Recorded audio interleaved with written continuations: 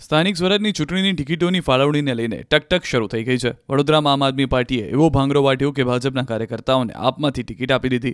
પાદરામાં આમ આદમી પાર્ટીએ ભાજપના કાર્યકર નટવરસિંહ પઢિયારના પત્ની કાંતાબેનને ટિકિટ આપતા ખળભળાટ મચી ગયો। પરિવાર સામે આવ્યું અને કહ્યું કે અમે તો ભાજપના છીએ અને રહીશું। હું ભારતીય જનતા પાર્ટીના વિચારસરણી વાળો માણસ છું, પણ આમ આદમી પાર્ટીએ અમારી જાનબાર અમારી ટિકિટ ફાળવણી કરી છે। અમારે એ લડવાની નથી અને અમારે કોઈ આમ આદમી પાર્ટીની સાથે કોઈ સંબંધ નથી અને કોઈ હોદ્દો પણ છે નહીં।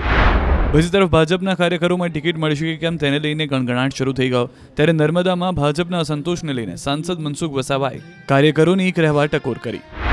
આ પ્રકારની ઈચ્છા હોય, નગરપાલિકાના સભ્ય બનવાની ઈચ્છા હોય તો સ્વાભાવિક છે કે કેટલાક કાર્યકર્તાઓને ટિકિટ ના મળે તો મનુષ્ય છે, મનુષ્યનો સ્વભાવ પ્રમાણે ટિકિટ ના મળે તો એ નારાજ થાય, દેખીતી વાત છે। આ બાજુ સુરતના વોર્ડ નંબર 5ના મધ્યસ્થ કાર્યાલયના ઉદ્ઘાટન પ્રસંગે ભાજપના ધારાસભ્ય કુમાર કાનાણી આપ પર વરસ્યા અને સરકારની યોજનાઓને લોકો સુધી ન પહોંચાડવાના દાવા સાથે ભાજપના કાર્યકરોને આડે હાથ લીધા હતા। કે આપે જે લોકોને ગેરમાર્ગે દોર્યા, જે ખોટો વાતો કરી, એની સામે આપણે સાચી વાત લોકો સુધી પહોંચાડી ના શક્યા। આ તરફ અમદાવાદમાં સ્થાનિક ચૂંટણીમાં પાકિસ્તાનની એન્ટ્રી થઈ ગઈ છે। પૂર્વ ધારાસભ્ય ભૂષણ ભટ્ટે ખાડિયાને પાકિસ્તાન બંધુ અટકાવવાની વાત કરતા વિવાદ છેડાયો। કોંગ્રેસના ધારાસભ્ય ઇમરાન ખેડાવાલાએ પલટવાર કર્યો। કોંગ્રેસ પાર્ટીના જે કોઈ ઉમેદવાર અહીં ચૂંટણી લડવા આવે તે જમાલપુર કે જુહાપુરા કે શહેરની અંદર જે પરિસ્થિતિનું નિર્માણ થયું છે એ ખાડિયાની અંદર ના થાય। ખાડિયા અખંડ રહે। ખાડિયા અખંડ હતું છે 1972થી 2026 સુધી અખંડ છે, એ રહે। એ દિશાની અંદર આપણે સાથે મળી કામ કરીએ। રાજકીય રીતથી જે પ્રમાણે એમની જે અત્યારે લાગી રહ્યું છે કે એમને જે હવા ત્યાં મારી રહ્યા છે કે કોર્પોરેશનના અંદર તેમને તેમના પુત્રને અથવા તો તેમના ફેમિલીમાંથી કોઈને ઇલેક્શન લડાવવા છે। બીજી તરફ કોંગ્રેસ નેતા ગ્યાસુદ્દીન શેખે પણ પ્રહાર કર્યો કે ભાજપને ડર લાગી રહ્યો છે હારનો, જેથી આ નિવેદન આપ્યા।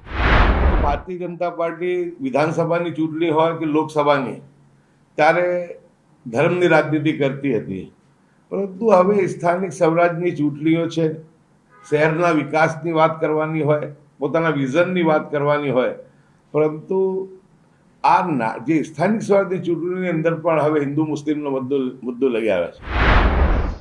તો અમદાવાદ મહાનગરપાલિકાની ચૂંટણીને લઈને પ્રદેશ કોંગ્રેસે ઉમેદવારોની ટેલિફોનિક જાણ શરૂ કરી છે। દરિયાપુર અને શાહપુર વોર્ડના ઉમેદવારો જાહેર કરાયા, જેને લઈને ખુશીઓ છવાઈ।